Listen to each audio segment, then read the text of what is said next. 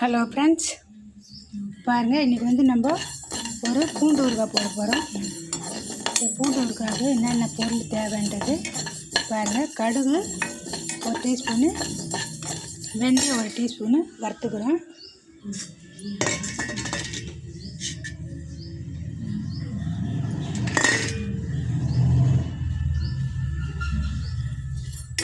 வறுத்து எடுத்துக்கிறோம். மீடியம் இதில் வச்சு வருங்க, காஞ்சிட்டா ஒரு மாதிரி வாடை வரும் சாப்பிட்டா.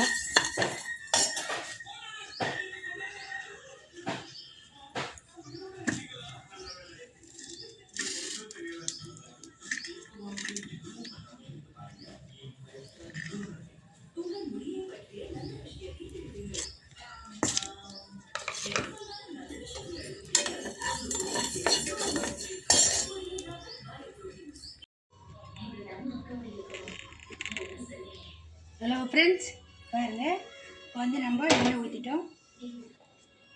பாருங்கள், தாளிப்புக்கு கடுகு போட்டோம்.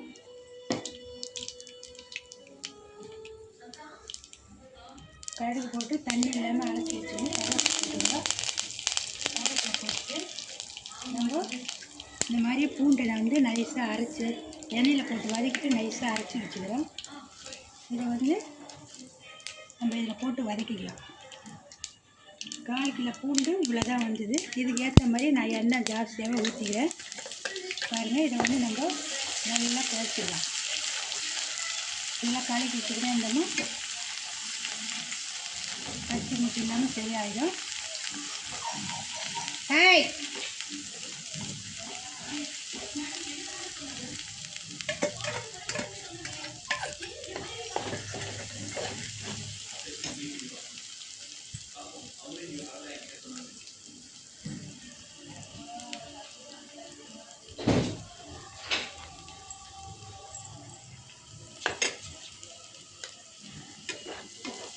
பாருங்கள், நல்லா வதக்கிக்கலாம். வதக்கினு இது போதுமான அளவுக்கு நம்ம புளி கரைச்சி வச்சுக்கணும். ஒரு பெரிய நெல்லிக்காய் அளவுக்கு நம்ம கரைச்சி நல்லா ஊற போட்டு நாரெல்லாம் எல்லாமே ஊற போட்டு நம்ம கரைச்சி வச்சுக்கிறோம். அதை வந்து இதில் ஊற்றிக்கணும். பாருங்க, இதை ஊற்றிடலாம்.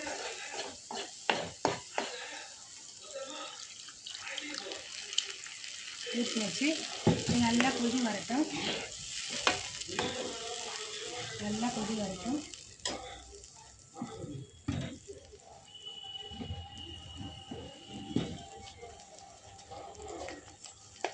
நம்ம வெறும் மிளகாய் பொடி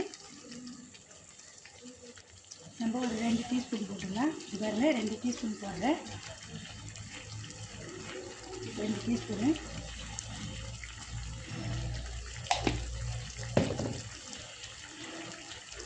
போதுமான அளவு நம்ம வந்து பெருங்காயம் எவ்வளோ சேர்க்க வரணும். ஒரு இடத்துக்கு பெருங்காய ஸ்மெல்லு ஒத்துக்காது. அதனால் போதுமான அளவு பெருங்காயம் சேர்த்துக்கலாம்.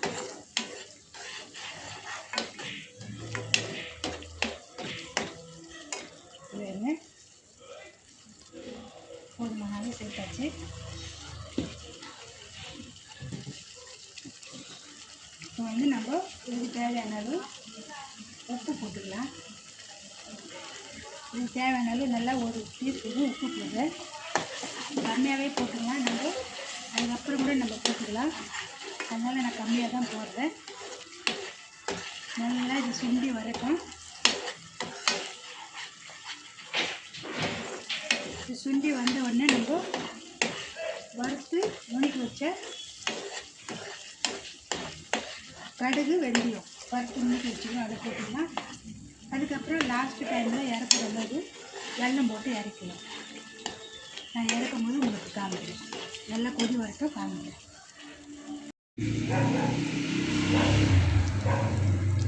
பாருங்க, ஊறுகாய் ரெடி ஆயிடுச்சு. பாருங்க, ஊறுகாய் ரெடி ஆகிடுச்சு. இது வந்து நல்லா ஆறின பிறகு நம்ம ஒரு கண்டெய்னரில் போட்டு வச்சுக்கணுமா. இது 1 மாதம் இல்லை, 2 மாதம் கூட நல்லாயிருக்கும். வெறும் தண்ணி இல்லாமல் நம்ம இதை ஊறுகாய் போட்டுக்கிறோம். எவ்வளோ நாளைக்கு வேணாலும் இது அவ்வளோ நல்லாவே இருக்கும். நம்ம கையை வைக்காமல் டீஸ்பூன் போட்டு நம்ம சாப்பிடணும். பாருங்கள், அதனால் சூப்பராக இருக்குது. பூண்டு ஊறுகாய் ரெடி ஆயிடுச்சு. எல்லோரும் உங்களுக்கு இந்த மாதிரி வேணும்னா இந்த மாதிரி மெத்தடில் நான் சொன்ன அளவில் செஞ்சு பாருங்கள். ரொம்ப நல்லா வந்திருக்கும். நல்லா காரம் தரமாக நல்லாயிருக்கும். இப்போ வெயில் காலத்துக்கு கூழ் செஞ்சு இதை தொட்டு சாப்பிட்டோமா அவ்வளோ அழகாக நல்லாயிருக்கும். களி செஞ்சு இதை தொட்டு சாப்பிட்டா அவ்வளோ சூப்பராக இருக்கும். நீங்களும் இந்த மாதிரி செஞ்சு சாப்பிட்டு பாருங்கள். இது எப்படி செய்முறையில் நான் சொல்லியிருக்கிறேன். ஃபுல் அண்ட் வீடியோ பாருங்கள். சப்ஸ்கிரைப் பண்ணுங்கள், பெல் பட்டனை கிளிக் பண்ணுங்கள். நான் போடுற வீடியோ ஒன்றுக்கு ஒன்று வரும். ஃப்ரெண்ட்ஸுங்கெல்லாம் ஷேர் பண்ணுங்கள். வணக்கம்.